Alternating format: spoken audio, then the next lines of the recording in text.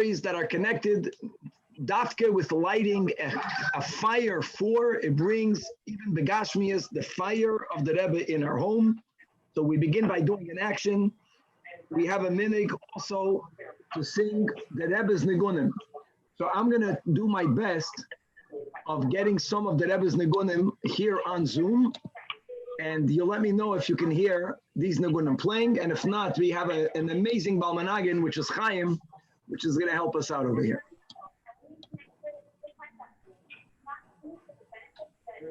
Opa.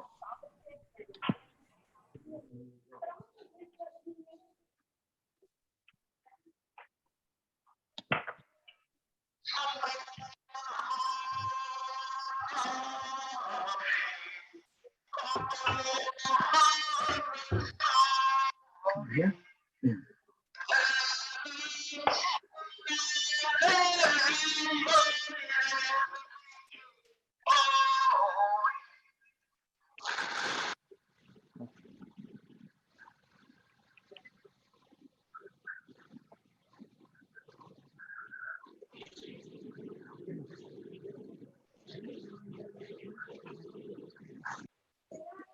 We lost audio.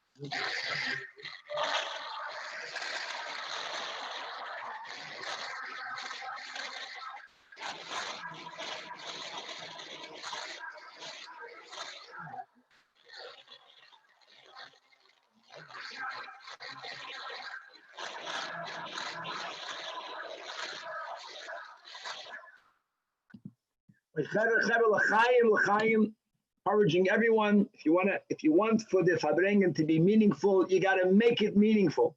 So Hashem should help us that we should inspire each other, and we should go on fire. Another minute before we begin the Farbrengen, as the Rebbe writes, what to do, particularly tonight, tomorrow, is to give tzedakah.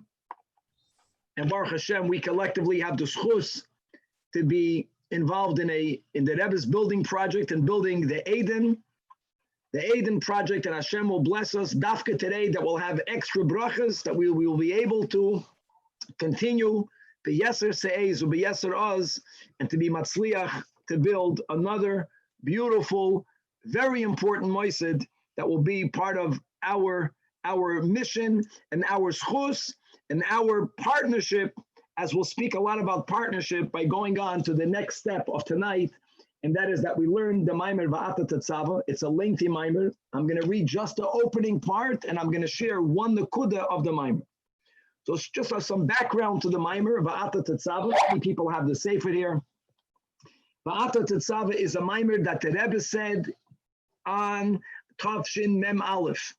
The Rebbe said it on Parshas Tetzava. That's why it's Va'ata Tetzava. The Rebbe said this Maimer based on the Maimer that the Frierdiker Rebbe said in Russia, in Moscow, in 1927, right, in Pei Zion. The previous Rebbe then was traveled to Moscow to raise money for the 600 plus institutions that he was running in the Soviet Union. It was a tremendous undertaking. Not only was it a tremendous financial undertaking, but it was a Mesiras Nefesh Dika undertaking, because we are already 7, 8, 9 years after the Bolshevik Revolution, where teaching Torah was prohibited, and many Hasidim by then already were killed or sent into Golus. The Frierdiker Rebbe, when he came to Moscow for his fundraiser, was told by Hasidim that the KGB is already on your tail. And therefore, they were basically insinuating, they were suggesting that the Frierdiker Rebbe should not Farbrengen. And not only did the Frierdiker Rebbe Farbrengen, that put him, but the Frierdiker Rebbe in public, in front of hundreds of Hasidim, with the knowledge that you have KGB people from the government in the room, spoke about the importance of continuing to do the work of the Rabbeim, particularly to build and to fortify Moisdei Chinuch. And the Frierdiker Rebbe spoke about going on Mesiras Nefesh. And indeed, as we know the story of our grandparents, those of us who have the schos to come, Migesha of Russia, that our Zaydis and their parents, Mamish, went on Mesiras Nefesh. And the leader of that was the Frierdiker Rebbe. And ultimately, he was arrested and they were going to kill him. And actually, Guimmel Tamuz tonight, tomorrow, is also celebrating the Hischalta de Geula, the day, Sunday, that the Frierdiker Rebbe miraculously was, at that time, released from jail, but condemned to go into Golus. So beginning, the Frierdiker Rebbe, on that Purim, he said a fire Maimer about the mission of a Rebbe, and the Rebbe in Tavshin Mem Aleph on the Parsha of Va'ata Tetzava said a Maimer that was based on the previous Rebbe's Maimer. And let's begin the Maimer inside. That Va'ata Tetzava's B'nai Yisrael, that you, Moshe, should command the B'nai Yisrael, the Yichvei Lechon they should take to you, Shemen Zayizach, pure olive oil, Chassis that's crushed, La Moyer, for a luminary, Laha Lisner Tamid, in order to raise a constant flame. So says the Rebbe that it's known the various anomalies, the various diyukim that were asked by the previous Rebbe, that normally when the Torah begins communicating a commandment, a mitzvah, the opening verse is Tzav as B'nai Yisrael, command the B'nai Yisrael. And why over here does it say Va'ata and you should titzav as B'nai Yisrael? That's the one diuk that the Rebbe is quoting. And another diuk the Rebbe is adding, that we're not only speaking about a nuance of how to grammatically write the word of a mitzvah, but furthermore, when you look into the content of this verse, when it says Va'ata tetzava, you should command means that you, Moshe, you're the commander, right? And l'chayda, no, God is the commander. Moshe is only the messenger. Moshe is the commander. How do you make sense of that? Another nuance, another question asks the Rebbe. That when it says v'yikhu elecha, they shall bring to you, or they should take to you, meaning they, the Jewish people, should take to you, you as Moshe, and the Alter Rebbe says, hold on, the mitzvah of lighting the menorah is given like all the other avodos in the Beis HaMikdash by the Kahanim. In other words, who needs the olive oil? Those who will be using the olive oil, and that is the Kohen. So the Chora, the v'yikhu should be to Aaron or to Aaron Ubanav. And why does it say v'yikhu elecha to you, Moshe? Furthermore, asks the Rebbe, that why does the verse end, or why does the pasuk write, kasis, that the olives are crushed la mo'ir for a luminary? No. The olives are crushed. Oil is in order to provide illumination. Leha'ir. What is the la mo'ir? And as we all hopefully learn this Mimer, and we should learn this Mimer, and we should specifically learn this Mimer today, tonight, tomorrow, one of the main nakudos of this Mimer is that these two psukim are the psukim in which Hashem is actually informing Moshe Rabbeinu what the mission of Moshe Rabbeinu is. And when we speak about Moshe Rabbeinu, we are not only referring to Moshe Rabbeinu himself, but as the Zohar writes, that his pashtusa the Moshe b'chol dara v'dara, that in every generation there is the Moshe Rabbeinu of the generation. And using the Hasidic wordings, you have the Rebbe of the generation. What is the function of the Rebbe? So va'ata tetzava, that you Moshe, you a Rebbe, should be the one who connects, who's tetzava, Bnei Yisrael, with what? With godliness. And as the Rebbe furthers in the Maimer, that Moshe Rabbeinu is the one that connects us with our Yechida. Our Yechida means that Moshe Rabbeinu is the one that gives us the ability to connect to the core of our soul. The deepest way of living is the most mindful life, right? The most evolved life is someone who is in touch not only with their inner koiches, but with their innermost, ultimately core, and that is the Yechida. What happens when a person gets in touch with their Yechida? They are tremendously empowered. They are empowered by them bringing in the faith that we already have. We all have emunah, but many times the emunah is not internalized. But when a yid becomes in touch with their Yechida, then the emunah becomes something that is real in my life. And what the Rebbe gets to is the following, that the ultimate final Moshe Rabbeinu, which is the Rebbe speaking about himself, and the final avodah that Yidden have in Golus, which is our generation, is to overcome the following challenge. In all of the prior generations, opposition helped us reach our core, and that's human nature. Human nature is that Rebbe spoke about the Yidden that lived in Russia, that when there was such terrible opposition and people paid with their lives. So if someone tells you that I don't allow you to be a Jew, it's by nature. You say, yeah, I'll show you. I'll be a super Jew. But what happens if there's no opposition? And we're not only speaking about anti-Semitism opposition, we're speaking about life challenges. Sometimes when a person, God forbid, is sick, when a person has a lack of parnasa, when a person is experiencing tzaddis, so the reaction is, oy gewalt, help me out, God Almighty, help me out, I'll be a better Jew. None of that is enough. We already had that. The ultimate goal is that when there's nothing oppressing a Jew, everything is good. Now, of course, we're not living in La La Land. It can always be better. But things are okay. Health is okay, parnasa is okay, and opposition from the goyim is okay, safety is okay. Basically, the Rebbe was describing the life of the Jew right before Mashiach. Things are okay now. We're not minimizing now. There's like a terrible virus. We're not minimizing any of that.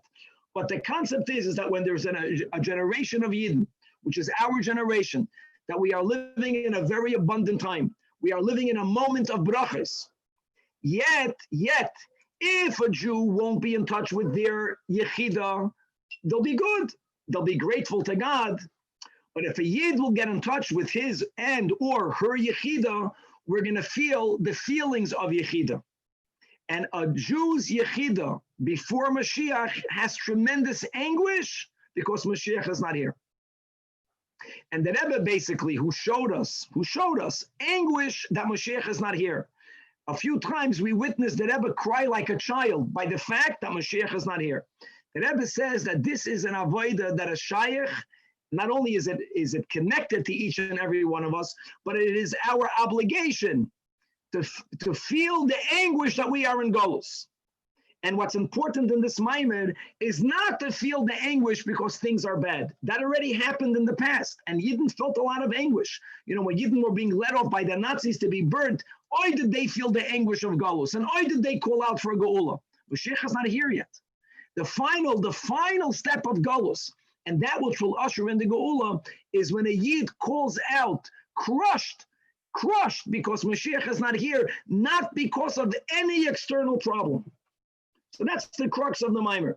Who gives us that koyach? The Rebbe. But if the Rebbe is the one that is anguished for Mashiach, and we're simply copying the Rebbe, it's not going to work. We have to feel it ourselves. V'yikhu eilecha, that there's a partnership going on. This Mimer has a certain theme which is similar to the theme of the first Mimer that Rebbe said, Basalagani, and the Rebbe spoke about that a lot during that first Farbrengen, that by Chabad, we are not like other Hasidim. By other Hasidim, the real inner work, right, what the Alter Rebbe calls in Sefer of Likutei Amonim, of Tanya, the avoid of Tzadikim is for the Tzadikim. It's for the Tzadikim. We, Halavai Beinani. Halavai, I should be in charge of my behavior. Halavai. The Rebbe, nevertheless, the Alter Rebbe spends many chapters giving us good advice how to do some inner work. We're not going to be a tzaddik, but epis ahava, epis yira, epis passion for Yiddishkeit, epis abissal simcha. These are qualities of a tzaddik. The Alter Rebbe demanded that of his chassidim, albeit, even though we cannot become perfect in it. In this mimer, the Rebbe is expecting of us mamish to do an avoid of a tzaddik. Avoid of a tzaddik is to cry out for the redemption, not because of any external anguish.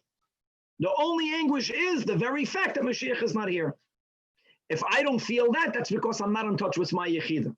How do I get in touch with my Yechida? I cannot do that on my own. For that, I need a Rebbe. And really, this is all connected to Guimmel Tamuz.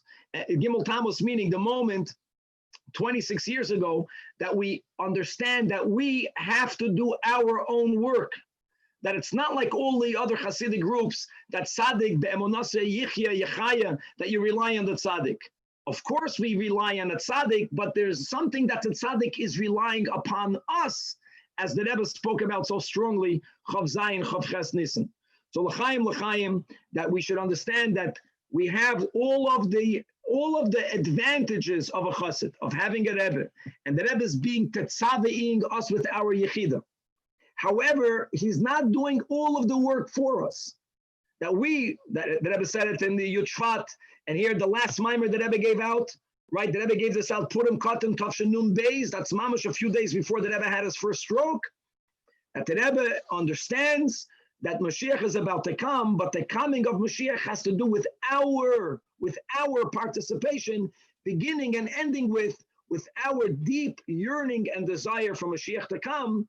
And I think that there is also a huge brach in this mimer. That unlike other people right now, that are mamish prophets of doom, that they're saying, you think Corona is we are exiting Corona. Oh, you have no idea how bad it's going to get. This is just the beginning.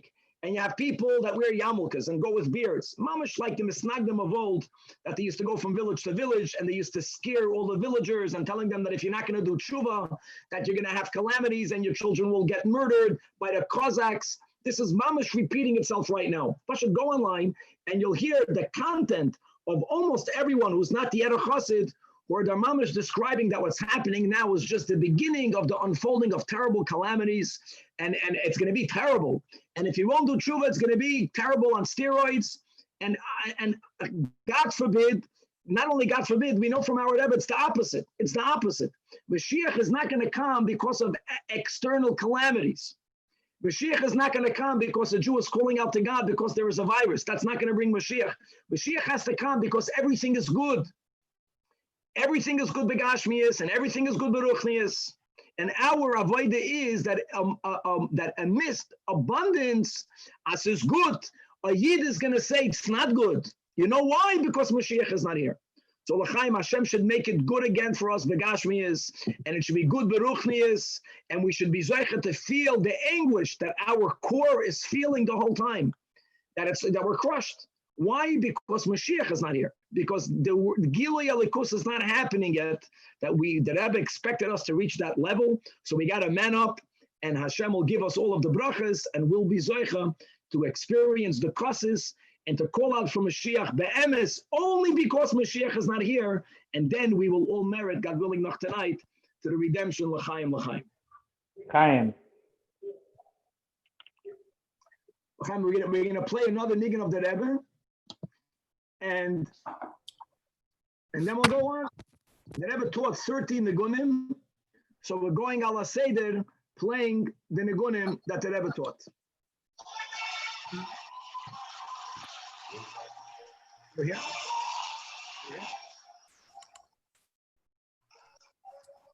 No.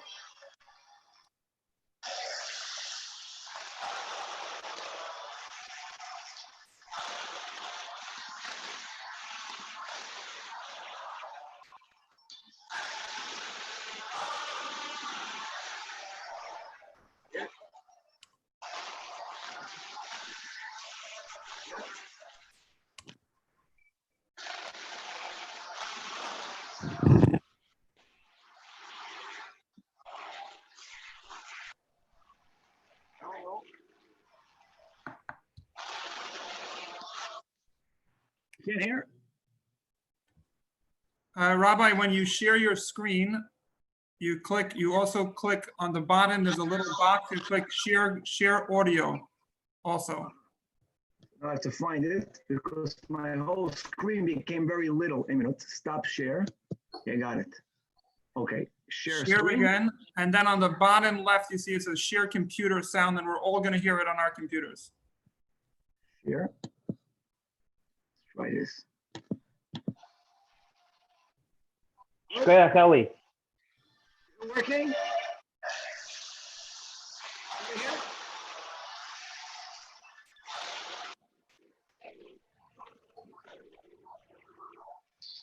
Was it working? Hello. Not working. Let me find.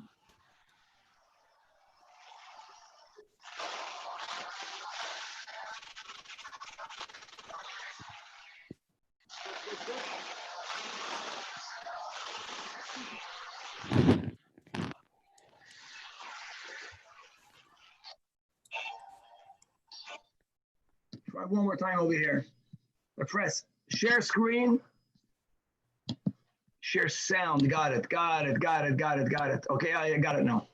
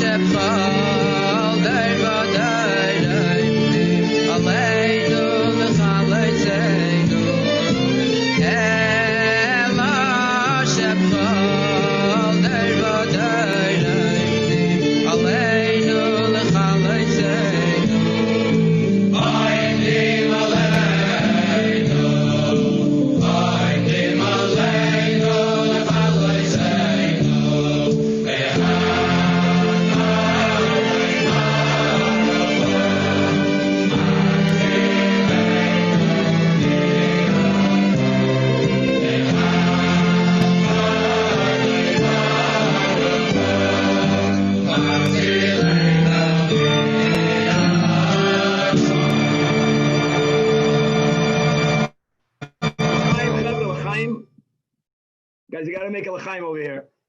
One should not Time, be Rabbi. by themselves. Hi, Rabbi. Behemshech to this theme, l'chaim, that there's a certain partnership that the Rebbe is granting us with. The Rebbe does what a Rebbe does, but we have to do our avodah is something that is consistent with so much of what happened over the last, since Tafshin Yud Aleph plus. But I want to share with you guys, especially since we have in our community, Baruch Hashem, a very large Moroccan kihila, the following, which is maybe not that known. The Rebbe came out with a campaign of learning Rambam daily in Tafshin Daled Mem in 1984. I was already a yeshiva bacher, even though that I was always by the Rebbe since Tafshin Mem Beis. I was Tishrei by the Rebbe, but I used to go home for Pesach. I used to go home once a year to Brazil, and I was not there during the Farbrengen. But on Achron Shol Pesach, the Rebbe introduced this mitzvah of learning Rambam. And I want to give a little bit of background over here.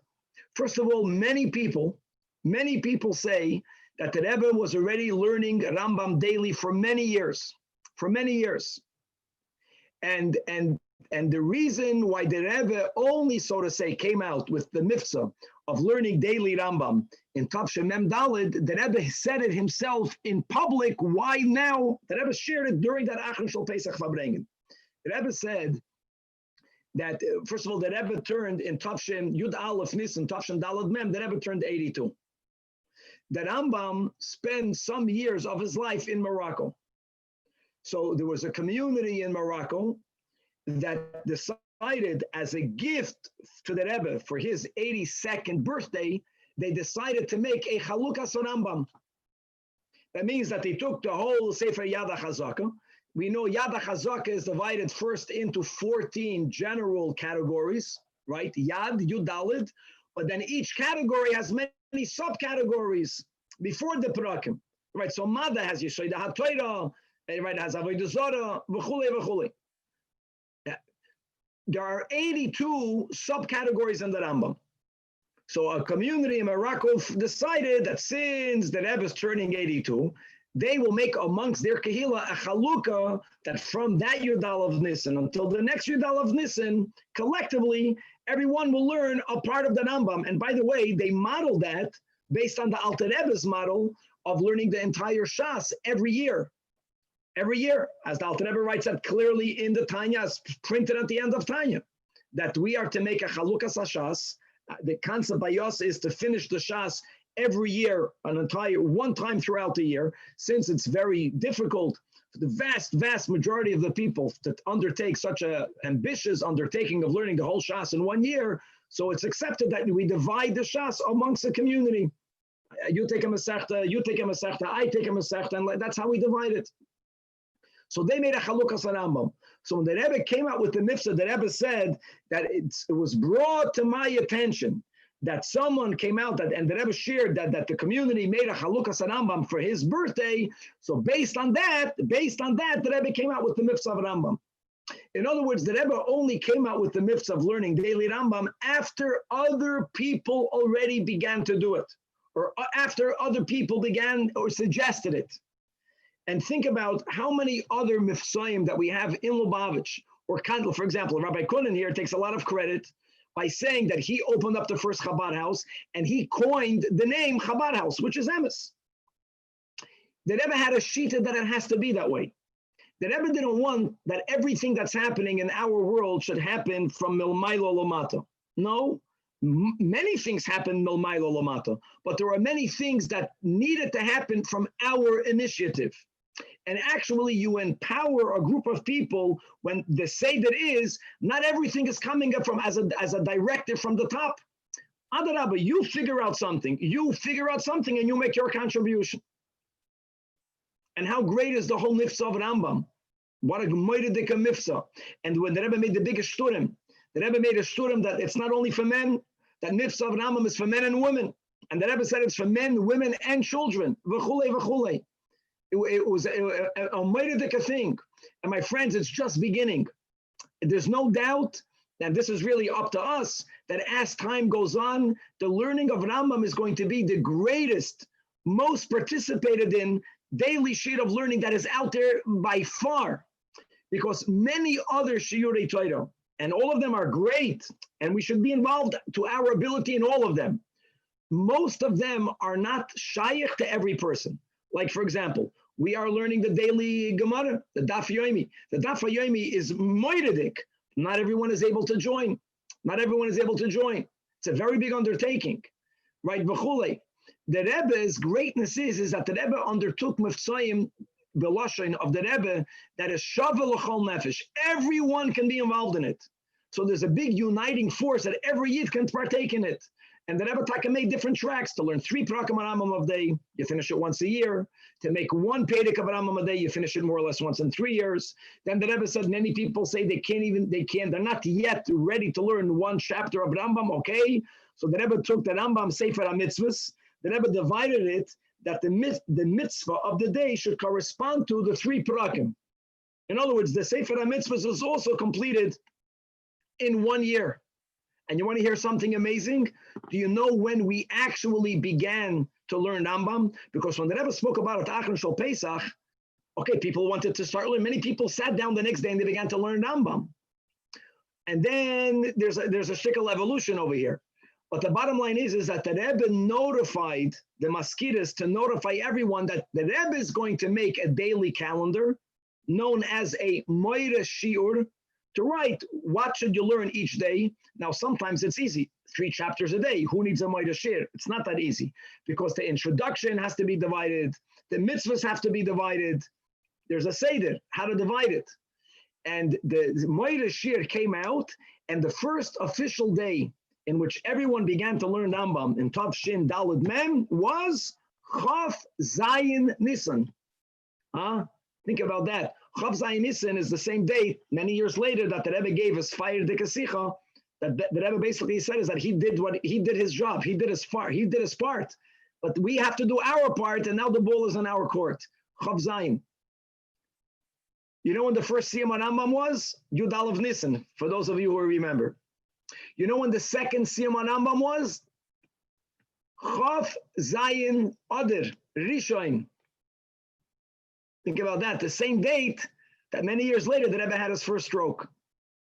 But I want to bring out is that the Rebbe always not only empowered us, but the Rebbe expects of us to do our part. That's the toichen of Basalagani. You can argue that's the content, that's the toichen of Ata Tetzava, which is mamish aligned with the Rebbe's shturem of Chav Zayin Nisan.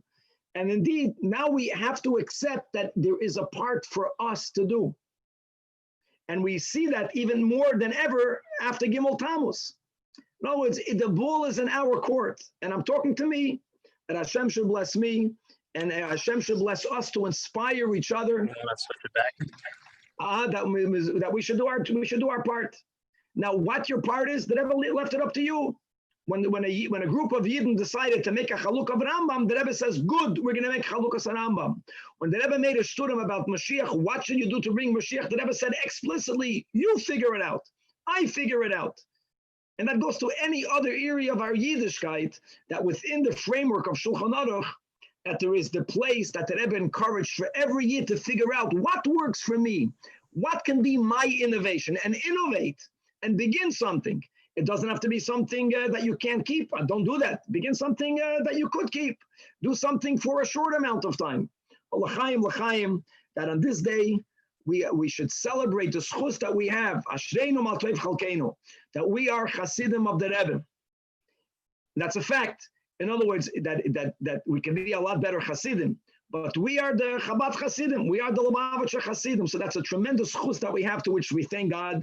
And that comes with the achrayas that the Rebbe puts upon us, that indeed that we should do. Result on the ikar is, the shlichus is to bring Mashiach, and to do whatever you understand that you need to do something that you figure it out, that you initiate it. So take ownership of it, and together, without doubt, we will bring it to the finish line. L'chaim, l'chaim.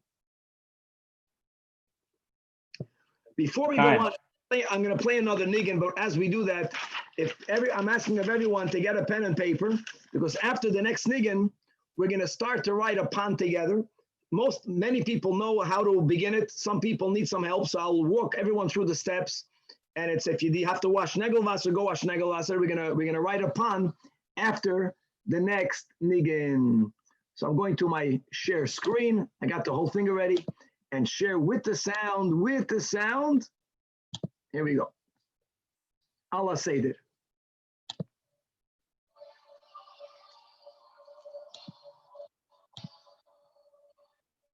Okay. Rabbi, you want me to do it?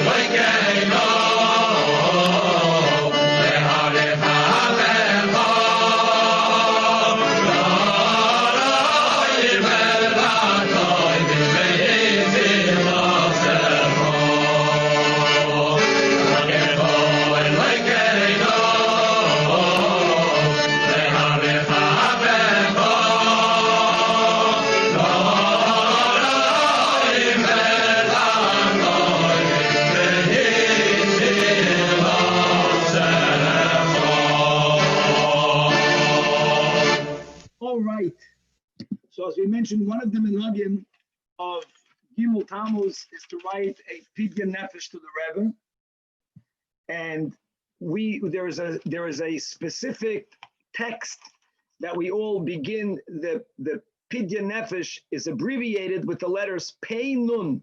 Pei Nun is pidyon nefesh. So as we always begin when we write something, we write either Baruch Hashem or Beis Samach Daled, right? So we put that on the top right corner, and then we're going to write Pei Nun. Pei Nun means pidyon nefesh. When a chassid writes a pidyon nefesh, he also designates some money he's going to give to tzedakah. And then we write Kvod Kedushas Admur. I hope people can read this properly. So Kvod Chaf Kuf with a little thing on top. That's a Rashi Tevis. Kvod Kedushas Adinenu Vayrenu V'Rabbeinu. If people want to add other titles as your minig, so be it, but this is the minimum that we write on a pan. The ikr, when we write into the Rebbe, this is important to know, is simply to write our names. Writing our names means for Yidden to write our full Hebrew name, Ben or Bas, the mother's full Hebrew name. This is the main pan. Everything else is mamish secondary. Actually, there were many Hasidim that all they wrote was their names. But Chaparain, if you want, you can add a request, you can add a thank you, you can add a good notification, v'chulei, v'chulei. But the ikar is to write, and that's why writing is a lot better than the online. And you begin writing the following. Ana is spelled Aleph, Nun, Aleph. Aleph, Nun, Aleph. Lo'oirer is Lamed Ayin, Vav, Reish, Reish. That means please arouse. Ana lo'oirer. Rachamim. Rachamim is mercy.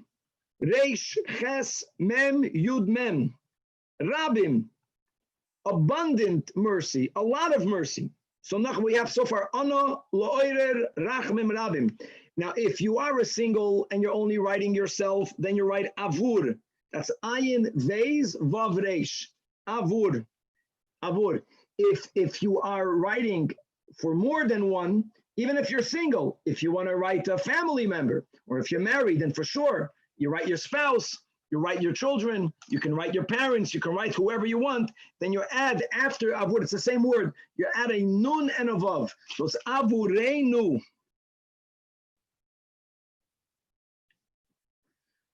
So that's it. So Ana Lo'oire Rachmim Rabim Avureinu. Now just to know that this text, we have this text because I think it was wrong, but the Rebbe, when he went to the oil of his Rebbe, of the Frierdiker Rebbe, the Rebbe also wrote a pan. And as is the minhag by Yos, is that after you write it and you read it by the oil, you rip it twice. You rip it twice. You don't shred it. So after the Rebbe left, there were times that Hasidim would take back those notes that the Rebbe left there. And they would read those notes. And that's definitely a tremendous intrusion. But the Rebbe more or less started out his pan with this text. So that's the fixed text. And then you write your name, then your mother's name.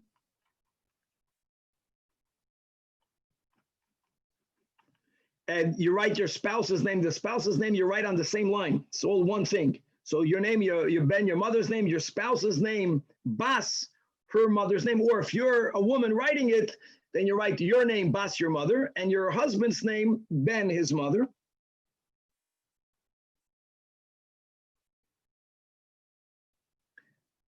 I would just like to share a quick hashgacha pratis, because it happened to me, I can share it, is that like everyone else that had the schus to grow up with the Rebbe, that I wrote many notes to the Rebbe. I actually had a schus to get a letter once when I was in yeshiva. That was a bit unusual. But a common theme, and it's, I look back, it's a shame that it took me too many times to take it in. The Rebbe normally would not send a letter in response. I'm speaking about especially to us, to young Bachrim, but the Rebbe would normally respond on the note that you wrote to the Rebbe. That was the Rebbe's Seder. It's very simple. So you wrote a note, the Rebbe responded on that note. And if you were then in Crown Heights, so when the Rebbe's secretary, whether it was Rabbi Groner, Olav Shalom, or Rabbi Klein, Olav Shalom, when they would call you in, sometimes they would even let you look at the note. I always asked the label, can I see the note? Because the Rebbe would answer writing a word or writing two words, and why not? No, you didn't get to keep it, but you would look at it. Now, every time I wrote a letter to the Rebbe, if I wouldn't write after my father or my mother's name, Sheyichia or Tichia, the Rebbe would write it in. The Rebbe would write it in. And I think I told once my father that it happened, I think 2 or 3 times until I myself, I got to do that. The Rebbe always corrected my note by writing, as I wrote, like my mother's name is Rivka. So I write Avraham Meyer, Ben Rivka. Whenever I would write that, the Rebbe would pen in himself or pencil in, Tichia, may she live. So I told label, maybe I should not write it, so the Rebbe should write on them that they should live. And he really did not appreciate that. It was like a chutzpah, like I'm making the Rebbe work. Anyways, I'm just sharing that maybe even by a pan. I don't know how you do it by a pan. I don't remember how the Rebbe wrote his pan. But still, when you write into that, when you mention any other person other than yourself, I know for me at least, the Rebbe was very medagdek that I should write by a male shin yud. That's how you write it, shin yud with a little, I think it's called an astrophe that indicates that it's a whole word sheyichia. And by a woman, it's a tough ches yud with an astrophe, which is tichia. Okay. And then if you have children, so you write you and your spouse, they go on the same line, then you write all of your children, and l'chayda, then you write your parents and any other person that you would like to write in. And when I say children, for those of you that are in my phase already, that your son-in-law and daughter-in-law are your children. They also go together. There we go. What about grandkids? For sure, for sure. בני בנים הרי הם כבנים. Oh.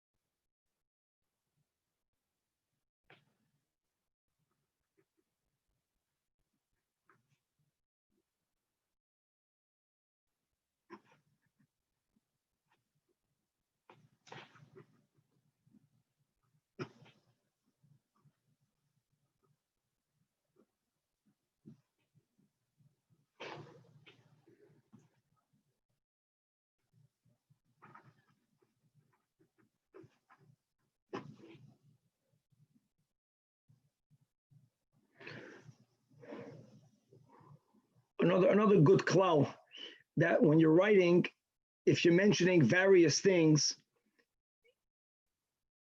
especially if it's more of the communal nature, you ask first for communal and then you ask for the personal. And some people also feel that if you're asking for others, ask for someone else and then ask for you.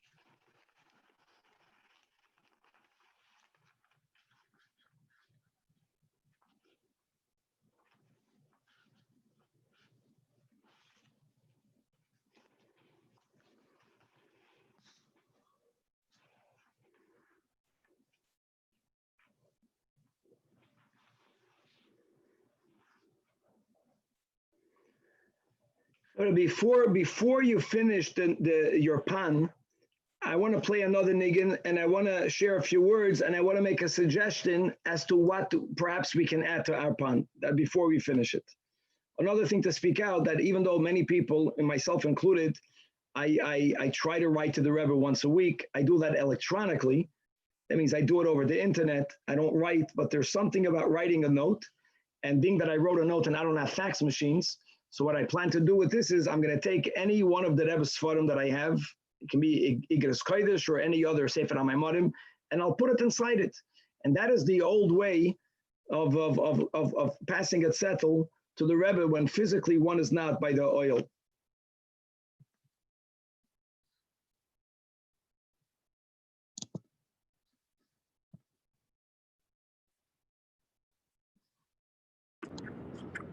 Rabbi, are there any specific hachanas that are done for writing a pan? Well, you go to the mikvah, wash negelwasser, and you put on a gartel.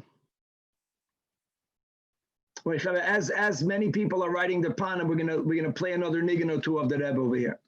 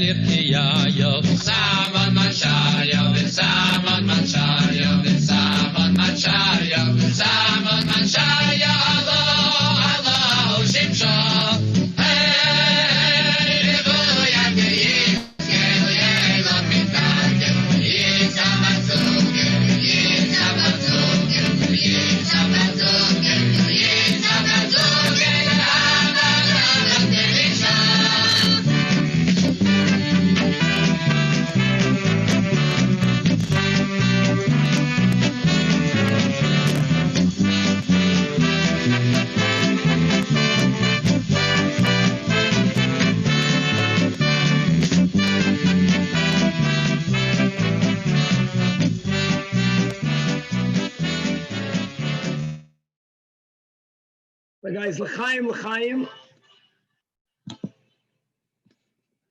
So here's what I would like to share before we finish the pan. Very unusual to be writing a pan, mit anigen in the middle, but good. It's an interesting time we're living in. We mentioned before a fundamental difference in Shita between the Alter Rebbe and all of his colleagues, and that carried its way over ad hayoim hazeh, that the relationship in Lubavitch or in Chabad between a Rebbe and a Chassid is not that the Chassid has the luxury to fully rely on the Rebbe. Of course, we fully rely on the Rebbe, but the Rebbe fully relies on us. So there's a certain amount of work that we have to do on our own. In that context, and using the same way of thinking, a Chassid, not a Lubavitch, primarily goes to the Rebbe to get something from the Rebbe. That's the psychology. You're going to get a bracha. You're going to get inspired. You're going to get words of encouragement. V'chulei. In Lubavitch, we are educated that the main reason why we go to the Rebbe is to bring something to the Rebbe. Now again, it's a two-way street by everyone. Even people that are coming to get, I'm sure that they also come to give. Even by us that we're coming to give, oi, gewalt, how great is it to receive? The question is, what is the ikir and what's the tafel? What's the main goal over here? So to Bahagdama, that by us, the ikir, and especially Guimmel Tamuz, we're Farbrengen to become better connected. We want to strengthen our hiskashrus. What does it mean to strengthen my hiskashrus? Not to be more connected to the Rebbe, to feel more inspiration. Halavai Yamin, nothing against that, but that's not the ikir. The ikir is for me to be giving something more that I could give and that I should give. So in that context, I want to share the following. When the Rebbetzin passed away, one of the beautiful midos that became known about the Rebbe was that the Rebbe made an effort to pay for every single expenditure connected to her passing in the hospital, the doctors, the kavura. The Rebbe made a point to pay for it from, so to say, from the Rebbe's own money. Don't forget, the Rebbe got paid a very small salary, but the Rebbe got paid from Chadikov. And the Rebbe made a point to pay for it before the burial. Now, Bachlal, this is private, but there were a few Hasidim, Uberoisham, Jimmy Gorari, Zalman Gorari, Olav Shalom, that basically supported all of the Rebbe's expenses. And the Rebbe told him that these are expenses that the Rebbe felt that I am obligated to pay. The Rebbe says, I'm mechuyev for my ksuba to pay for all of the burial expenses. And the Rebbe paid for it. So speaking about the Rebbe's ksuba, and many people saw the Rebbe's ksuba, here is the story. We all celebrate the Rebbe's wedding as Yud Dalet Kislev, right? The Rebbe got married in Yud Dalet Kislev. Truth be told, that on the Rebbe's invitation, the Rebbe and the Rebbetzin got married on Yud Dalet on the 14th day of Kislev, but really, to begin with, the chuppah was delayed. The chuppah was delayed for many hours. The chuppah really happened that night, and there's nothing wrong with that. I know by Steri and I, our ksuba is Yud Zayin Elul, and we got married Chai Elul because the chuppah was already when it was dark. There's nothing wrong having the ksuba dated one day before the chuppah. You know, the Eidim have to sign it on the same date, on the same day of the date, whatever those details are. But that's a normal thing that the ksuba can be one day and the actual wedding took place on the subsequent day, because the wedding at night sometimes can happen only after Tzei Sakei Chavim. What happened unique by the Rebbe is that someone stole the Rebbe's ksuba during the wedding. So the Rebbe's wedding, the celebrations were over already in the AM. It was like 6 a.m. And when the Rebbetzin were going home, they realized that their ksuba was stolen.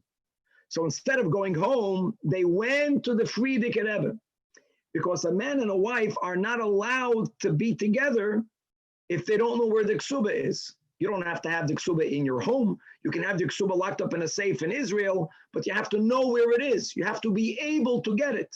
And someone took it. So they went to the Frierdiker Rebbe, and the Frierdiker Rebbe, by hand, wrote a new ksuba with their real date, which was Tezvav Kislev. When the Rebbe shared this story many times, the Rebbe shared it like everything else. The Rebbe saw this as a great thing. Not that, oi, Gavalt, someone stole my ksuba, whatever the logic behind that was. The Rebbe says, look at the greatness, as by mir is tzuge kumen noch aksav yad, that how fortunate am I that I have one more manuscript of the previous Rebbe. I won, I got another, because now he had a handwritten ksuba of the Frierdiker Rebbe. Now, just to put things in context, the Rebbe by then had hundreds of letters from the Frierdiker Rebbe. Well, there was the communication then was via letters. They wrote to each other the whole time. Then was the Rebbe had so many letters written to him by his Rebbe, by the Frierdiker Rebbe. Still, the Rebbe was rejoicing by the fact that he has one letter more. Normally, if you have no letters and you get a letter, if you have two letters and you get a third letter, it's still a big yichus. But once you have 100 of them, so you have 101, it might become relatively insignificant. And the Rebbe's koyach that was the Rebbe's life, that the Rebbe gave tremendous value to everything, right? One more yid, one more mitzvah, one more Torah, one more, one, and Mashiach will come by one more deed. So my suggestion is, especially when a yid writes upon, a chassid is writing upon, on Guimmel Tamuz, it can't be, God forbid, we're writing, again, the ikar is to write the names. But then think about, what are we doing when we're writing upon? I need this and I need that. And even if it is ba'avodas haklal, beautiful. You need your Chabad house and we have to raise millions of dollars for the mikvah. All's good and fine. Rebbe give me, Rebbe give me. I think that it's very important, especially today, that now to make one little achlata. Guys, I'm not saying little. You can make as big as you want. Write down, tomorrow I'm going to learn the 3 Prakim Rambam. Tomorrow I'm going to learn the 1 Perek Rambam. Tomorrow I'm going to daven with the minyan. Right, for a week I'll daven with the minyan. Whatever it is, how great is it? Is if every time we write upon a side of the tzedakah, which is moededik, not to minimize that. On top of that, together with that, always to conclude a pidyon nefesh. What are we giving? What are we giving? So write something down. Write epis ha'achlata. Write it to the Rebbe, and then sign your name. And that's upon. That's the suggestion.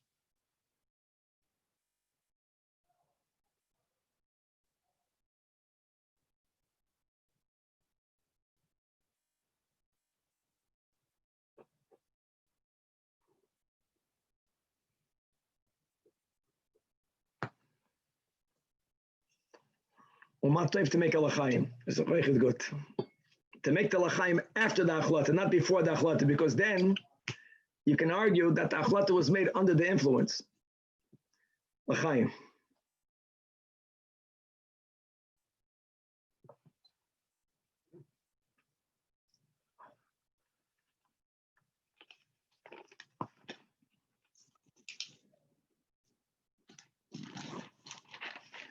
I'm gonna play another niggin, and I'm gonna put my pan in a igros from the Rebbe, and then we'll continue to Farbrengen.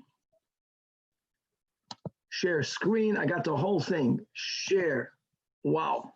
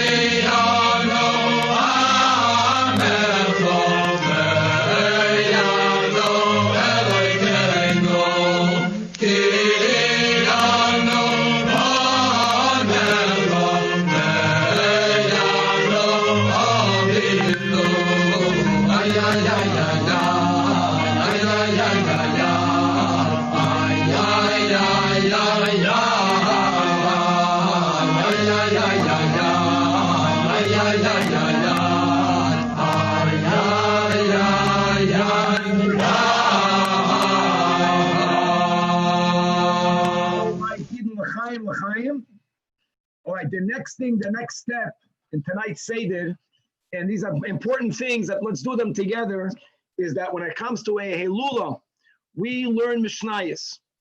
And just to explain how that Mishnayos learning goes. So when we learn Mishnayos for a person, we take their name, and every letter will be the first letter of a chapter of Mishnayos that we learned for them. So we have actually in every Lubavitcher Siddur, at some point, there is a list for all of the letters, and it shows you how many chapters in Mishnayos throughout Shas begin. The Pedic begins with that letter. We're going to learn right now together one Mishnah, which is not even one letter. One letter is a whole Pedic, but let's learn together one Mishnah. So we're going to begin with Menachem, with the Mem, and the first Mishnah is the Mishnah of Me'emosai. So now that I figured out how to do a share screen, so let's go share screen. And I hope everyone can see over here the Mishnah. I can't see anyone for some reason. If someone can just tell me that they can read the screen, that will be good. Can you guys see it? You can see it. Okay. All right, so Chavra Freilach, we're learning, right?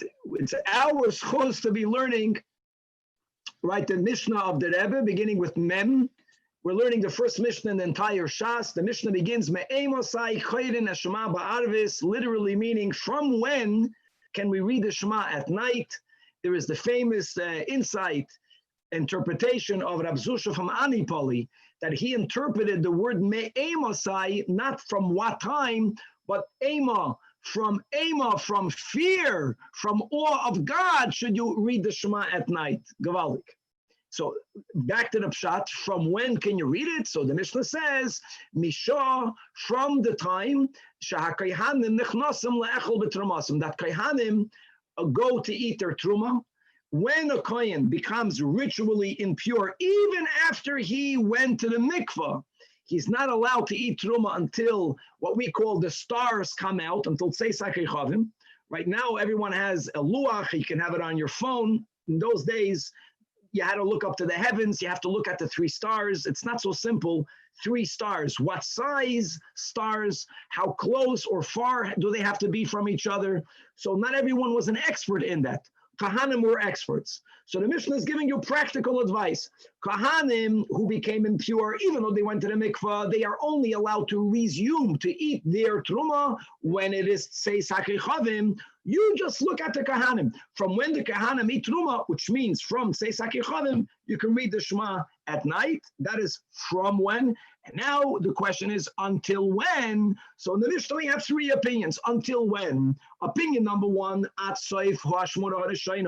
until the end of the first watch. And as the Gemara is going to explain later, that there's a debate. How many watches do you have at night? What does a watch mean? It means the following, that in Gan Eden, in the Ruchniistic worlds, and therefore also in this world, you have different sets of malachim through which God gives his providence. Hashgacha pratis is from Hashem, but it's through certain channels. So there is a change of guard a few times at night.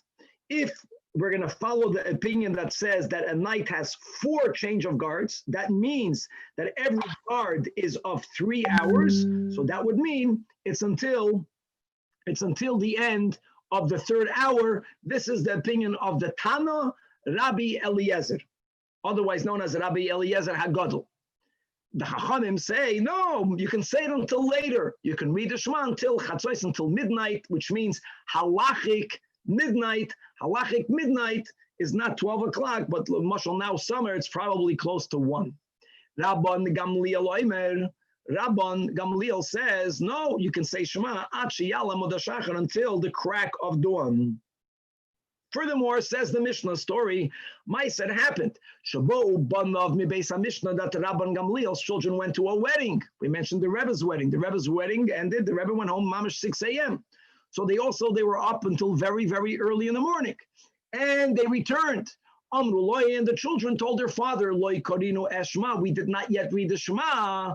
Amr lohem, so responded their father, im loy al amud hashachar, that if it's not yet dawn, then you can still read it. Chayovim atem likros, then you must read it. And then it's not only regarding Shema, that even though it's ideal to say it by midnight, but if you did not, you can say it, and you should, and you have to say it the whole night. There are other mitzvahs that the Chachamim said, oh, you got to do it until midnight. Really, mitzvahs and the ideal, biblically, you can do it until dawn. The sages said to finish it by midnight, ideally.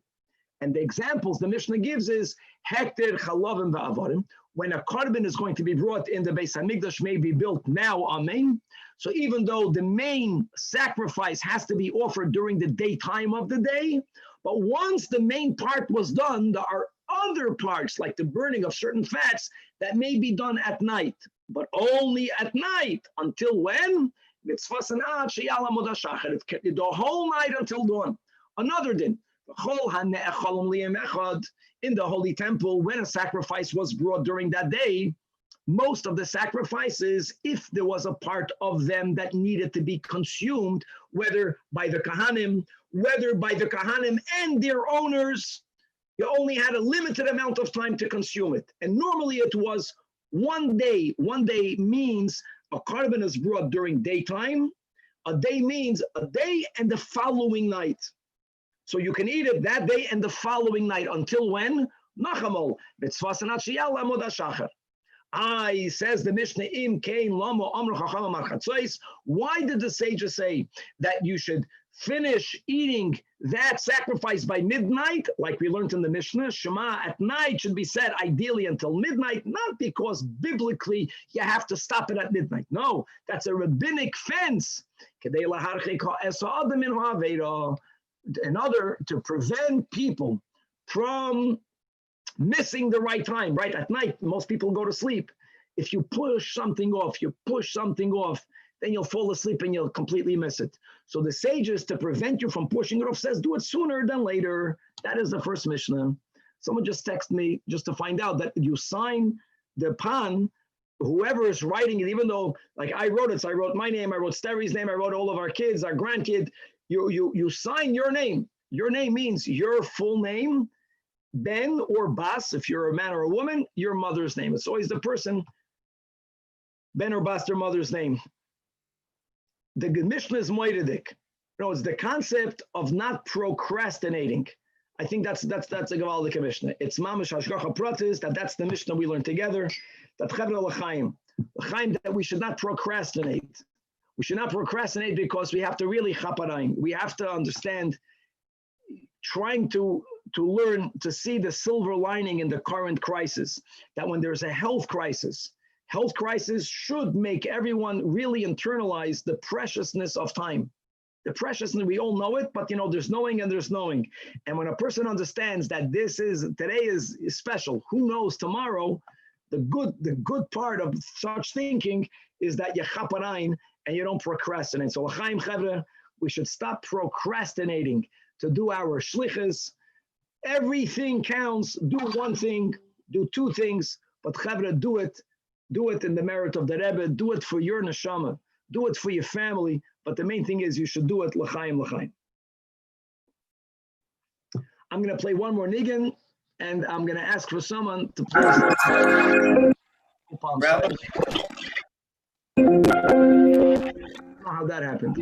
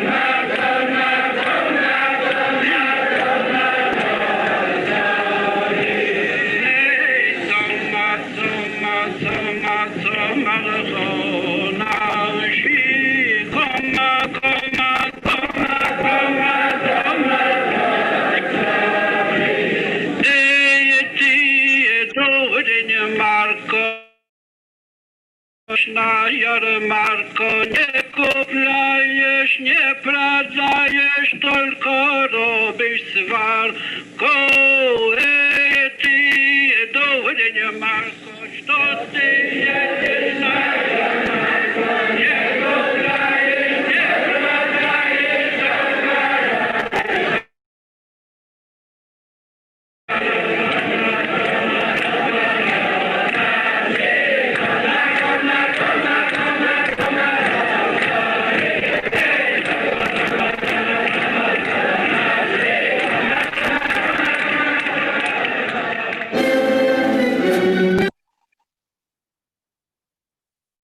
Ellie, thank you. I think I spoke way beyond. If you can have someone else that will complete share a few words, I will mute myself. And see Josh over here, see Mati, I see. Yeah. Can you hear me? It doesn't work? It works. We hear you. I just wrote a letter upon, like everybody else, and I put it into this book called Letters from the Rebbe. In specific, I to publicize the Hayom Yom, which is my new Hachlata. And both of the letters that came out were to people who were publicizing Torah and on behalf of the Rebbe. So it's pretty wild stuff. So Crazy. L'chaim, I want to tell you something. Today, on the video, Josh, you hear me? The lighting, Yeah. the lighting in your office kept on fluctuating. And I saw that. I wasn't going to do it again. It's not that it's that important, but why not? Because if the content is so great, it doesn't hurt if the chitzonius is also great. I don't know what maybe it was the. Here's what happened today. I went to do the video today, and it took me 7 or 8 times to do this video. And every time I tried to do the video, I had phlegm, I was coughing, something was going on that I couldn't finish this video. The lighting wasn't right. I put the blinds up, I put the blinds down. And eventually I said, literally, this is what I said. I said, Sutton, if you don't want me to do this video, I'm not doing this video today. This is the last try. And I finished it on the 7th, 8th time. It took forever. And even to like the last moment, I had to redo it again. And then I realized the lighting was going in and out. And I don't even know how that happened. But I was like, forget it. I'm not doing it again. It is what it is. And I just, I uploaded it. L'chaim, Baruch Hashem. I think this is the first time since we began Sola that we had 30 plus people writing upon at the same time. Gewaldig. And l'chaim, what chus do we have, which is awesome to appreciate it better, and indeed we should bring more to the Rebbe. And without doubt, God is going to bless us with all of the means that we need in order to fulfill our shlichus ami. L'chaim.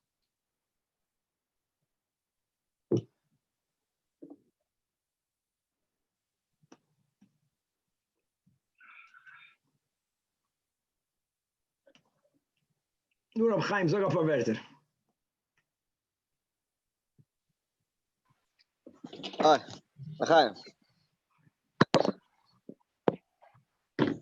So, Guimmel Tamuz has a long history. It starts way before 26 years ago, and even before the Frierdiker Rebbe. It started by Yeshua. Yeshua was having a war in Givain, and it came time to win the war. It was already almost nightfall. Yeshua knew that if they didn't finish the war that night, the enemy would be able to go ahead and restock, resupply, and it would become a very big adversary to the Jewish people. So it says, Shemesh begivain daim. The sun in givain daim. Daim, we say the sun stopped. But if you, realistically, the word daim means silent. And this, Chacham explained, and the Rebbe says this in a Sikha, the sun is only moving through the orbit. going from east to west in a way of serving the Eibusher, and the way it does it is by singing shira. When it sings shira to the Eibusher, it's literally moving through the orbit. As soon as Yeshua told the sun, Doim, be silent, now it's not saying shira, automatically it stopped moving through the orbit. Very, very interesting. And you heard this, no, Rabbi? Yeah, okay. And so, I don't know what it has to do with Guimmel Tamuz, but in general, this is the explanation in the Sikha that I was learning today, that Shemesh Begivin Dame. And Ramendel was talking about by his Sikha Shir at 7:15 that everybody should tune into on Wednesdays. That the whole entire point of Moshe Rabbeinu, Moshe was Kechama. Moshe was literally like the sun. And in every single generation, we literally have the sun. The sun is our Rebbe, and we have a Rebbe in every single generation, and it gives us the chayas that we're only alive because of the Rebbe. And this concept of Shemesh Begivin Daim, that for a moment the sun was silent, was only to go ahead and make sure that the Jewish people were able to win the war and accomplish their mission. So I don't know. I'm just speaking for myself. I'm a myself.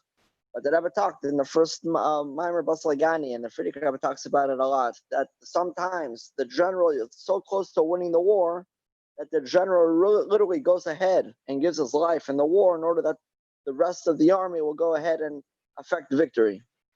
And to me, this is Guimmel Tamuz. Guimmel Tamuz, Shemesh Begivin Daim. That literally from the first Maimer, like the Rabbi said before, from the first Maimer the Rebbe said Baslagani, which actually I heard is the first Maimer that our Rebbe heard by the Frierdiker Rebbe. The first time in 1923 that he came to the Frierdiker Rebbe was that Maimer, except it had a different name. I think it was Vahi B'atzim Yemezeh, if I'm not mistaken. Until the last Maimer, which is Zajac, it's the same central theme throughout all the years, is that Shemesh Begivin Daim. That at the same time that the sun is still, and it's waiting for us, the Jewish people, to go ahead and do what we have to do to affect victory. So we have to each do our part. The Rebbe says, do what we can do, but it's not in a way that the Rebbe went away, God forbid, and he's waiting for us to do our part in order to reunite. On the contrary, the Rebbe is literally with us, helping us to go ahead and achieve and find out what our mission is, what our last thing that we have to do is to go ahead and bring the Gila. L'chaim u'brachim. L'chaim, l'chaim.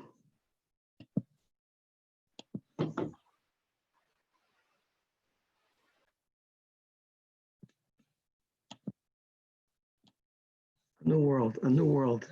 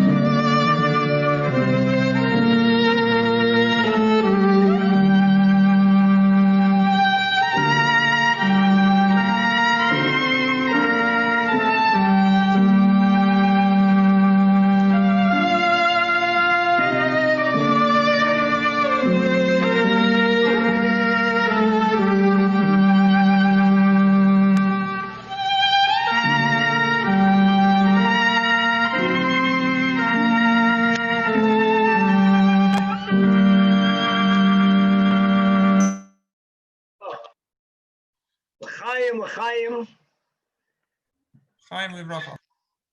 Share something. No Zajac Peseli. Mati, Rafi, Danny, Albert, Yossi, Charles, Chaim.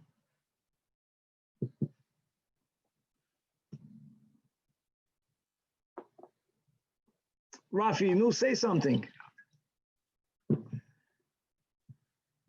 It took you many, many, many weeks to go through Va'ata Tetzava.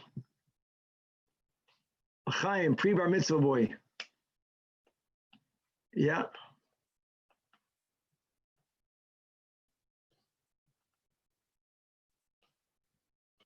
No, how the Rebbe celebrated the idea of Meruba Mida Tova. How the Rebbe was always in touch with what's going on in the world, and everything was always a lesson in the positive. And when we're living at a moment that as a kleina little machlala, the illness is so little that it's mamash, it's changing the whole world. This is the Musar Haskell, that is something that little in the good, Allah has kama v'kama, how it's going to transform the whole world. And this is very encouraging. You know, it's to learn from the bad to the positive. You know, many people feel that they can't. It's too much. What is expected of me is too viel kenisht. And the idea of pruta mitzarefes lacheshbon gadol, doing a little thing, that we have such koyach, we have such beauty, we have such power, we have the Torah, we have Hasidus, that if we're going to take a little step, don't be intimidated from a little step. A little step has so much power. So l'chaim chevra, l'chaim, that we should continuously grow together, one step at a time. And a pruta mitzarefes lacheshbon gadol, but you don't need the cheshbon gadol today. You need the pruta today, and everyone can give a pruta, and everyone is going to give a pruta in honor of the Rebbe. L'chaim. Chaim Livracha. I want to share a story that I just heard, and the rabbi inspired me. There was on Yud Aleph Nisan, there was a child who wanted to give the Rebbe a birthday present. And he was thinking, what is something that he could give to the Rebbe for his birthday? So he came up with that normally every day when he wakes up in the morning, he does brachos in the morning, and he does it on the way to school because he doesn't have enough time from getting up to going to school. He didn't have enough time. So he would say it as he's walking to school. He would say his brachos, his morning blessings in the morning. So he decided that he's going to take a achlata. He's going to wake up 5 minutes earlier, and he's going to say brachos at the window like you're supposed to, calmly. And he's going to give 5 minutes. He's going to wake up 5 minutes earlier. So he wrote it down and he sent in a letter to the Rebbe. The Rebbe answered him, wrote on the letter these words, and I'll say it in Hebrew and then I'll translate it. The Rebbe said, "Hechiyesa oisi," that you revived me, kemayim karim, like cold water, al panim ayefa, on a weary face. That he told his child, he said that your 5 minutes of waking up early in the morning, even though it's a small thing, it revived me like a person who is thirsting for water, and the water splashes over a person's face that's thirsting for water. So as the rabbi said, even a little thing that we do, one little thing, mamish brings a lot of nachas ruach to the Rebbe. So we should all take achlatas, obviously, to do something good and make a l'chaim l'racha. Chaim, thank you.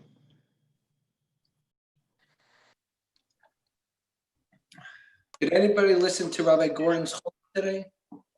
No. What did he say? So today he was talking about the Keturah, how the Keturah has the power to cure, and it also, God forbid, if not done correctly, like Aaron's sons who brought the Keturah without the right time, they also passed on. And Aaron today, as Korach's followers were dying from the plague, he brought the Keturah he says that the Keturah saves people from plagues. So if you ever want to stop a plague, you bring the Keturah. So how do we bring that into today's world with what we're dealing with? So first of all, just to know, Josh, that actually many people, and again, it's beautiful that in Solo we have such a diversity, many people actually read the portion of the Ketaitis every day, like this, on parchment. Yeah. All of the Fardim had that. And it's a segula for many things, including for a plague. Now, aside of the pshat of reading the Ketaitis is something that smells good. Scent is something very delicate. Scent is a non-tangible item. It's not tangible.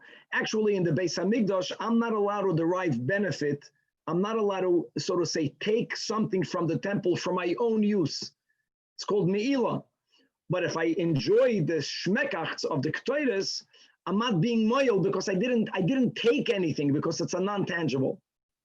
So I understand this, Josh, as the Ketaitis, a big part of our lives are tangible. You can measure it. Many things in life are measurable. And my friends, there are many things in our lives that are not measurable, but they change from it having either a good smell or a bad smell. You know, sometimes your attitude, right? The mitzvah is the same mitzvah. I put on my tefillin, but how did I put it on? Was I joyful? Was I appreciative of the fact that I have an opportunity and I have the luxury of having an hour in the morning that I can daven to God? I don't have to work in the fields. V'chulei. I'm not ill. V'chulei. Like I think Ketaitis to me means the attitude. It's some sort of non-tangible approach or feeling or ruach that we bring into our environment. And people that have a good smelling ruach, I think that God protects them from plagues. And we all know how you can do everything right?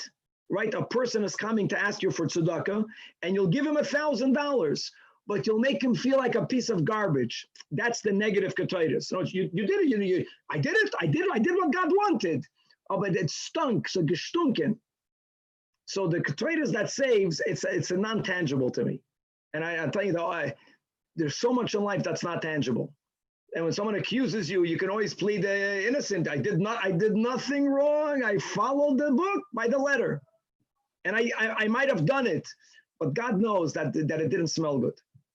And I think it's attitude. It's an attitude. People can suggest other ideas. That's the way I see it.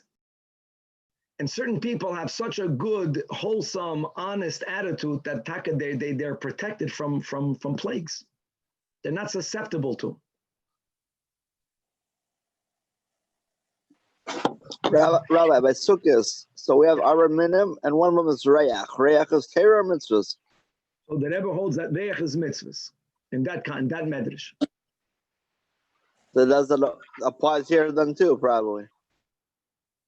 No, it could be, not the way I understand it, because their mitzvahs means you're doing mitzvahs. I understand Ketaitis is not as a mitzvah, as a certain people, they walk into a room, they uplift the room. Some people walk into a room, they bring everyone down. And they didn't do anything. Every person has a certain ruach with them, just like Begashmi. Certain people smell bad, certain people smell good. It's connected. Aaron was the Ayev Shalom Beredev Shalom, so it makes sense. It should be him. Should be him. He brought mamish. The Rebbe, you stood in front of the Rebbe, you always felt uplifted. As intimidating as it was, as piercing as was the Rebbe's look at you, the Rebbe looked at you, the Rebbe was looking at the good in you. So when you walked away, you felt uplifted. You didn't feel belittled. And you should know that there are many other great Jewish tzaddikim, but when you walked by them, you didn't feel uplifted. You felt humiliated. You felt, oy gevalt, this guy knows. There's a God bless him. There's certain families that were gifted either b'Yerusha or in their own merit with a certain sixth sense. So there's a Pinto family. There's a Pinto that he used to go to Brazil a lot, and he takes a look at your mezuzah, and he tells you not all the mitzvahs you did in that room. He tells you all the sins you did in that room. Shkoyach, understand? So well, very good. If it works, if you need that to grow, the main thing is to grow. If that motivates you, then go to Rabbi Pinto. But many people, they feel belittled. It's not a healthy way of growth. The Rebbe was the opposite of that. The Rebbe would see your mitzvahs before you saw your own mitzvahs. The Rebbe Mamish saw the good that you did. You didn't even realize how much good you did. And that was not in a way to make you feel stagnated. Fakir, the Rebbe also motivated. The Rebbe was the biggest motivator. The Rebbe was never content, but you didn't feel like no matter how much I give the Rebbe, he's never happy. You never felt that with the Rebbe. It was Mamish the opposite. No matter how much you gave, the Rebbe always asked you to do double, not more, double. But at the same time, that was the Rebbe's magic. You never felt, I can't take it. Fakir, you felt empowered, and you felt, if that's the case, I could do it. That's the Ketairis. It's a magic. In one of the takes today, I forgot to add it to the last part, but there's a reason why they brought up Ahavas Yisrael today. And it was in connection into 1943 when they put the Hayom Yom together. It was Parshas Chukas that week. And it was the passing of Aaron. Mm-hmm. And Aaron was known for his peace, for bringing peace between people and between couples. And he was known for that presence. So that was tied to today's Hayom Yom of why they brought in Ahavas Yisrael, is that it's also mentioning of Aaron's passing in the same week. I thought that it's because base Tamuz is before Guimmel Tamuz, and the Rebbe's last sicha was, we're going to get out of the exile by Machzor Shekel. When you put Ahavas Yisrael together and you put two Jews together, when there's Ahavas Yisrael, that's it. I figured that it was the base Tamuz, because if we do Ahavas Yisrael, it won't be Guimmel Tamuz. It's going to be Mashiach times. Okay, but it goes together with what Josh is saying. Means even after Aaron physically passed away, obviously Yisrael didn't pass away. Fakir, you'll practice Aaron, you'll get Aaron back. The Gashmias.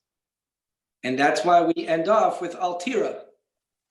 We started with Hareni Mekabel. Hareni. Once you're together and united, you can crush anybody. That's the whole thing. Nobody can touch you. That should be that's our community. Our community is all about unity. I mean, you said you have 33 people riding a pond together. That's never happened. I mean, that's the epitome of our community, of us all being together, looking out for someone. Somebody asked for a tefillin in this afternoon. I mean, within 10 minutes, they raised 3 times the amount that they needed for the tefillin, and they were able to help out the funeral. It's just, that's what we are. It's just this really special community. I think that's the achlat of us, is that we need to continue to expand on that and do more. Even in this COVID and Zoom sessions that we're all doing, you'd be surprised that you can inspire a lot of people even through Zoom and talking to them, let them sing the yarmulke, doing just a little bit extra and bringing out, one of the Hayom Yoms is all about that when you're in a conversation, that you're able to bring up Torah. That was one of the Hayom Yoms that the Rebbe was jealous. I forget the name of the chassid, that he said you can go to the marketplace and you can bring. Today is the epitome that you're on the phone all day with people, that you don't even get to see them as much. This is the opportunity that you can squeeze something in, share something in, share your screen. I've never seen it so more real today than I've ever seen it in my life. And a lot of this stuff never made sense to me, but today, because you're limited, you're actually unlimited into what you can do. That's my thoughts on Guimmel Tamuz and unity and tying all these things together. Tefillin, mezuzahs, all of it. You can do it all, even on Zoom. You can still get it done. It's possible if you try. I got a tefillin today just by texting somebody, and then we did it over the phone. So he did it. Wasn't perfect. It sounded a little funny, but so what? Yeah. You got it. L'chaim. L'chaim, l'chaim.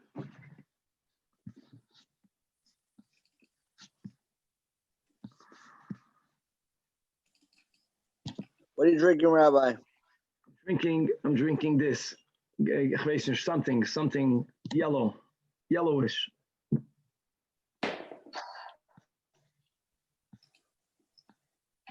Here we go.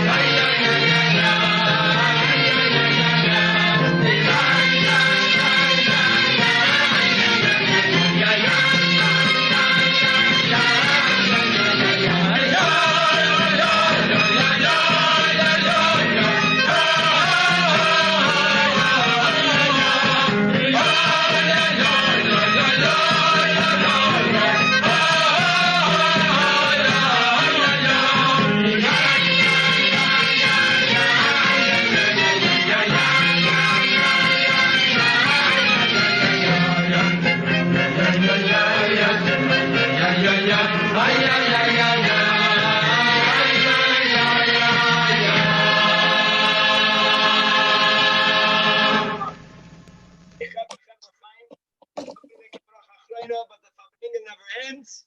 I'm not shutting any Zooms over here. You guys can Farbrengen through the night, but we're starting to learn in Emir Hashem 6 o'clock. The Gemara tomorrow morning is mamish made for Guimmel Tamuz. L'chaim, l'chaim.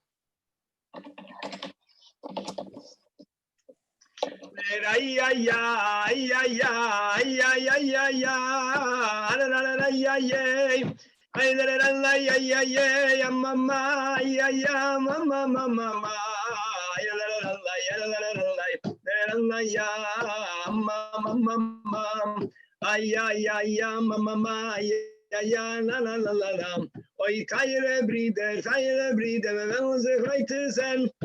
Wir fallen zu, wir wollen sich weiter sein. Kayre bride we wollen weiter sein. Also wir vergeben gesund und leben, wir fallen zu. Wir wollen sich weiter sein. Baruch atah Adonai Eloheinu melech haolam baruch sheis rabbis v'chesroim. Lachas v'nafsh kol chevrachei ha'olamim l'chaim v'levracha.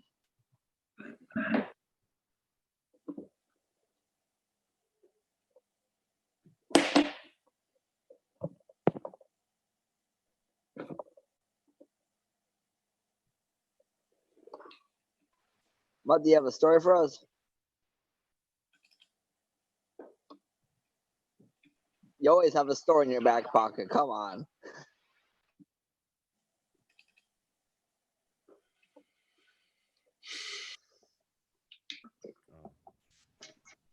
I can only many of you have heard it maybe on the texts, on the email chat going around, but Hiskashrus, I guess Gimmel Tamuz is about connection. Can everyone hear me? I don't know. I've ever done this before. You hear me? Okay. So I'll just briefly say in my own words with a visual how I was thirsty for a wink or a hug or an acknowledgement from the Rebbe for the past years. Before Gimmel Tamuz, we had access, be it through dollars or kosher bracha or seeing the Rebbe on the balcony, which that had its own challenge for some people. It was a very difficult time to observe, but there was still some kind of a dialogue and some kind of a connection that we could physically see. And for several years, I've been craving to get $1 from the Rebbe. And $1 is what the Rebbe would give out, and it was with a bracha of hatzlacha, and it was a personal connection. We would take that $1 and you'd save that $1 and you'd write on when you receive that $1, and it was something that you cherished. And people have many dollars, and we've heard stories of people getting dollars through circulation. There's hundreds of millions of single dollar bills all throughout circulation throughout the country. It's possible that one was in someone's cash register or some bank somewhere, and through somehow that $1 ended up through circulation, and it makes its way to somebody. $1 from the Rebbe, because someone wrote the name on the $1 when they received the $1, the date, and I would look at every single dollar bill that I received for the past 6 or 7 years, every single dollar bill. In fact, the valet, I deliberately give a $5 bill to try to get some singles back and just to look at both sides of the dollar bill to see if maybe one of those dollar bills is from the Rebbe. In fact, the Rebbe, Fegi, saw a video of me going past the Rebbe. She found a video, and I think we've discussed this before about the Rebbe saying I should ask for a bracha for my business. And the Rebbe said, put a tzedakah box in your business and you'll have good parnasa. So she went and she got me a few hundred single dollar bills from the bank. And she said, make sure you'll keep these in your office, and you'll always, every day, there's no reason why you can't always put $1 or money into the pushka in your business. So for about an hour, I went through every one of those single dollar bills that she got, looking at both sides to make sure maybe one of these dollars was from the Rebbe. it wasn't. Right before my birthday, which was Vav Nisan, a few days before, we were all in quarantine and there were no minyanim and there was no chance of getting an Aliyah. I was downtown doing a deal to buy some masks that they needed for hospitals, and the deal wasn't going so well. The guy promised me one thing and I already paid it. To make a long story short, it wasn't going so well. And all of a sudden I receive a text message on my phone, and the text message on the phone says, "Is this you? Is this yours?" And I didn't recognize who the number was from, but I did recognize what it was. And what it was a Tanya. And inside the Tanya was, here it is. Yeah. This is exactly the page that it was on, a very crisp, untouched dollar bill with the writing on it that the Rebbe had actually given me. He gave out these Tanyas right before his birthday for Yud Aleph Nisan. And I was in Oral Chanan in Yeshiva then, and I got this Tanya, and inside the Tanya was this dollar bill. And I forgot about it. It ended up, I gave it to a friend, and the friend put it on his friend's bookshelf. And for how many years now? 36 years, this Tanya that came from the Rebbe with the dollar given to me from the Rebbe sat preserved in holiness, untouched. It didn't make its way through circulation. That it was actually given to me, and it right before my birthday, and it found its way back to me. So why I say this story is I really, really wanted a connection. I really wanted the Rebbe to notice and that we're out there, we're doing his work, and we're doing the best we can to connect and to be part of building and growing Yiddishkeit and teaching Torah and doing mitzvahs. And it's just nice to get a little wink and a little acknowledgement that the Rebbe knows what we're doing, and he knows what we're out there, and that we're just it's maintaining a connection.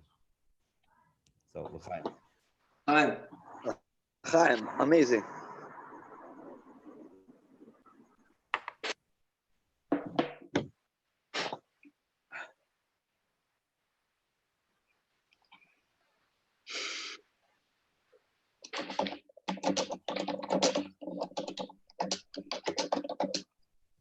Ramendel Zions, you want to share something?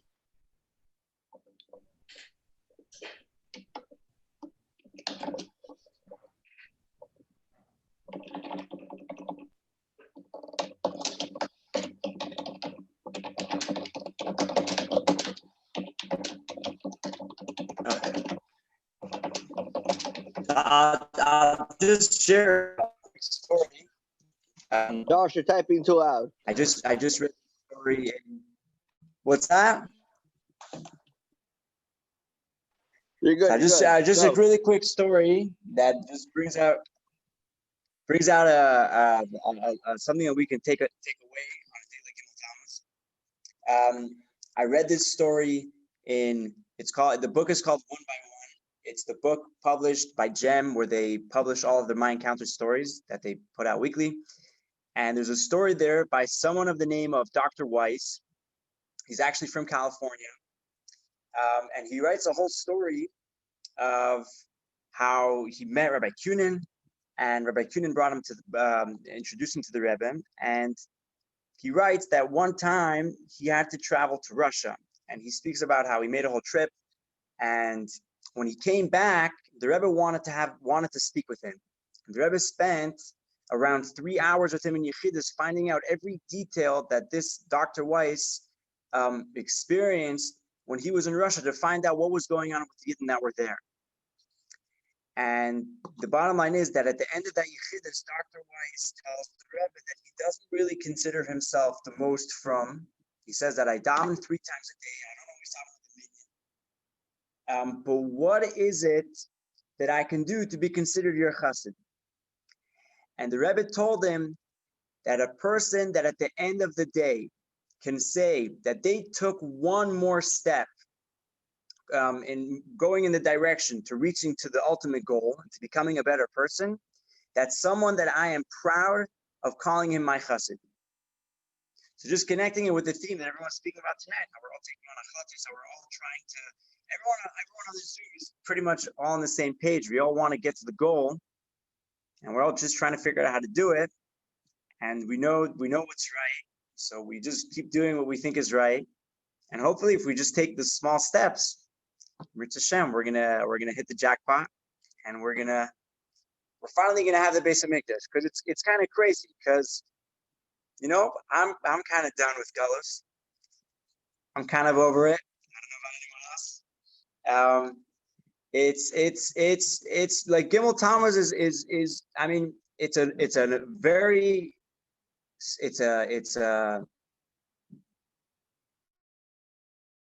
happening on this day, but at the same time, it's like a wake-up call, because it's another Gimmel Tamuz and the Rebbe's still not with us. It's someone like me who never got to see the Rebbe.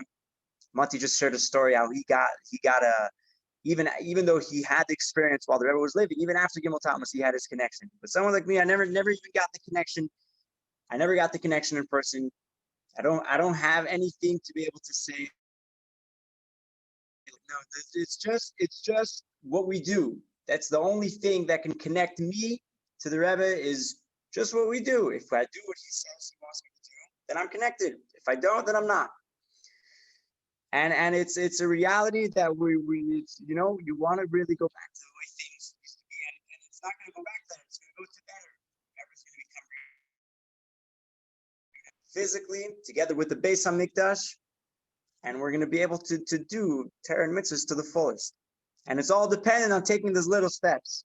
Keep doing the little steps, then in Ritz Hashem will hit our goal. Chaim l'chaim. Mendel, that is the connection. So you are connected. That is the connection. That's the connection, right? That's you doing what the Rebbe wants. That I have That's now. what the Rebbe says in Hayim. That's the connection.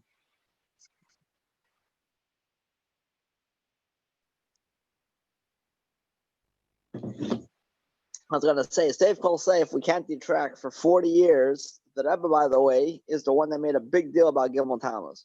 Because if you look in the writings from the Frierdiker Rebbe's times, Gimmel Tamuz, the Rebbe said, the Frierdiker Rebbe said a mimer. It was a deal, and the Rebbe said the mimer on the train on the way to Kostroma.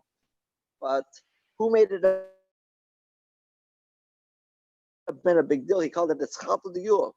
He said this is literally the beginning of the Yule.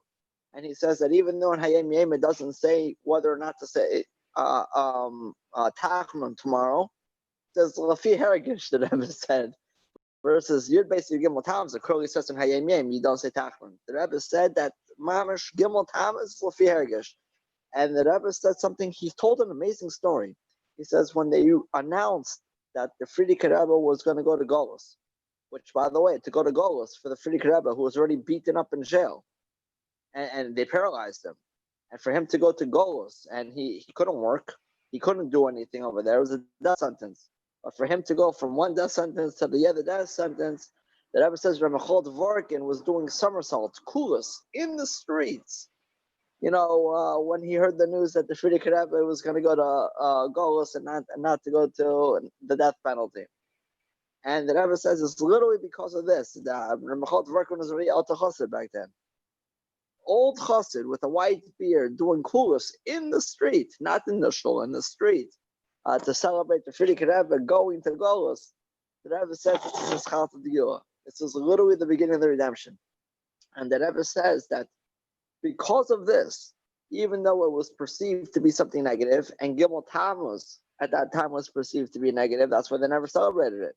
Because look, the Frierdiker Rebbe is going to death sentence, and you're going from one death sentence to another death sentence. Instead of being killed by a bullet, you're being killed by the elements. Nevertheless, the Rebbe says, no, 100%. Mechol Dvorkin, he saw it the way it is. That there was literally already a Tzchat Yul, a liberation.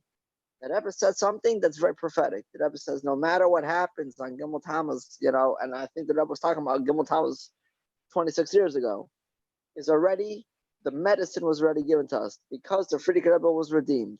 and the Frierdiker Rebbe had his chazal diyul, and Rabbi Avraham was doing the somersault in the thing.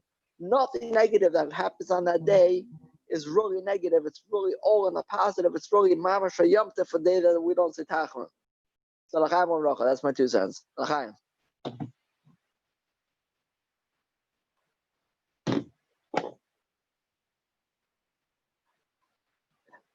I lost people. Daniel, you could say something. Daniel Hassan.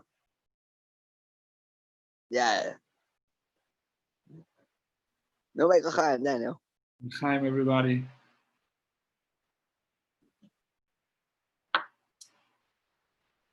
I don't know. After hearing so many good stories, I think I have to share something that happened to me on Guimmel Tamuz a couple of years ago, if not decades ago.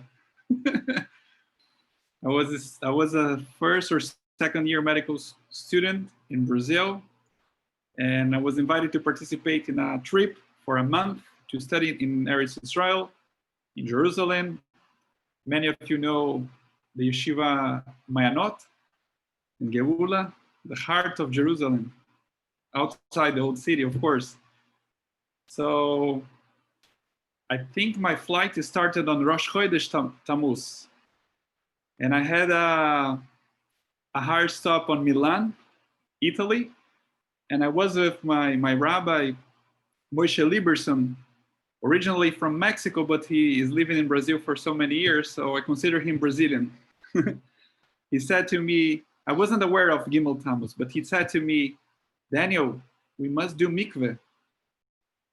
And I said, Rabbi, what is mikveh, or where should we do mikveh? And he said, come with me. And then we were at the airport. They didn't allow us to get out of the airport because we didn't have a visa. I don't know if we needed a visa or not, but we ended up going to a hotel nearby the airport.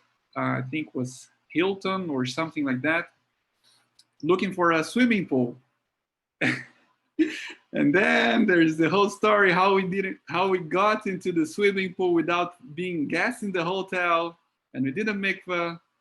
And the end of the story is that we took the flight. We went back to the airport. It was a miracle. We didn't lose our flight, and we landed in Eretz Israel on Gimel Tamuz, and we were celebrating by the Kotel, and it was amazing. We did a Farbrengen, and Wow. getting closer and closer to Chabad, and yeah, it's a good. And the rest is history. Yes, the rest of the history. Yeah, exactly. Baruch Hashem. L'chaim Racha. We should all be connected with the Rebbe, and we do whatever we can, little step by step, to bring Mashiach now. Amen. L'chaim. Amen. L'chaim. I'm on 2%, Daniel. So if you want to take over as host, because this thing's gonna die on me in a minute. I think we're gonna call the night very soon, right? Is there anyone who'd like to share anything?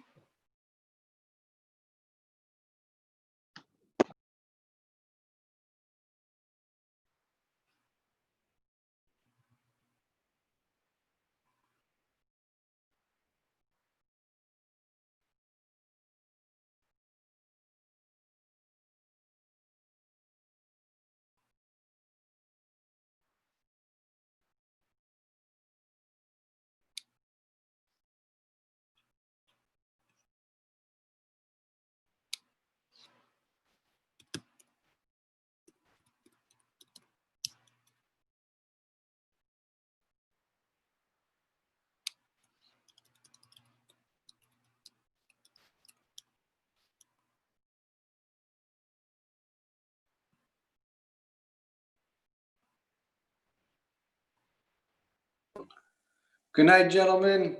All the best to you. Hatzlacha. Good night, Josh. Deuces.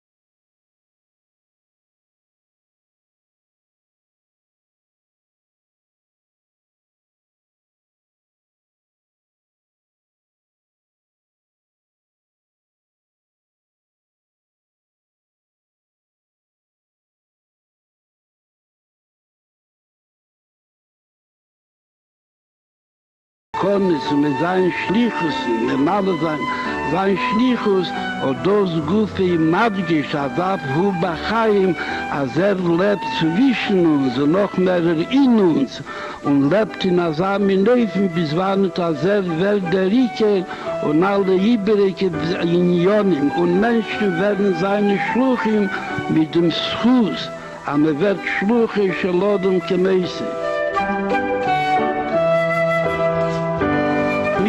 Schono beschono, wird noch mehr lebendiger und noch mehr starker und noch mehr aktiv zwischen uns und bei uns und durch uns bei jeder und bei allen, bis in der ganzen Welt